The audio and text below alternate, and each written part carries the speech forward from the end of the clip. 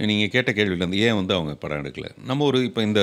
நான் நினச்சிக்கிட்டே இருக்கேன் டீன்ஸ் வந்து ஒரு பெரிய வெற்றி அடைஞ்சிருச்சு கமர்ஷியலாக வெற்றி அடைஞ்சிருச்சுன்னா அப்போ டெஃபினட்டாக இந்த ஹீரோ வந்து இந்த மாதிரி ஸ்டைலுக்கு நம்மளை வச்சு ஒரு படம் பண்ணுங்கன்னு கேட்பாரா டெஃபினட்டாக நான் போய் கேட்குற நிலைமையில் இல்லை அது வந்து புதிய பாதையோடு நின்று போச்சு அதுக்கப்புறம் நீங்க போய் பெரிய ஹீரோஸ் நான் அப்ரோச் பண்ணதே இல்ல. யாருமே போய் அப்ரோச் பண்ணது இல்லை ஓ ஒரு தடவை மிஸ்டர் விஜயோட ஒரு தடவை பேசியிருக்கோம் அப்புறம் நான் சொன்ன கதை வந்து அவருக்கு அவ்வளோ திருப்தியாக இல்லை சூர்யா சாரோட ஒரு தடவை பேசியிருக்கோம் அந்த மாதிரி ஏதோ பேசியிருக்கமே தவிர அதெல்லாம் ரொம்ப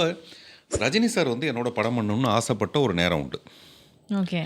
அப்போ வந்து எனக்கு என்னென்னா இந்த படையப்பா மாதிரி படங்கள் பண்ணுறதுல எனக்கு விருப்பம் இல்லை எனக்கு வந்து நான் என் ஸ்டைலில் ரஜினி சாரை பண்ண வைக்கணும் அதுதான் என்னுடைய விருப்பமாக இருந்தது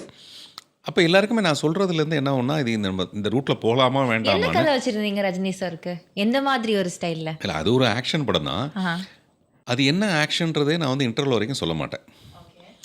நமக்கு எல்லாருக்கும் என்ன தோணுதுன்னா நம்ம என்ன சொல்கிறோன்றது அப்படி சொல்லிடணும்னு தோணுது ஆடியன்ஸுக்கு இப்போ அதில் தான் ஒரு பெரிய மாற்றம் வந்திருக்கு இப்போ ஃபில்ம் மேக்கிங்கில்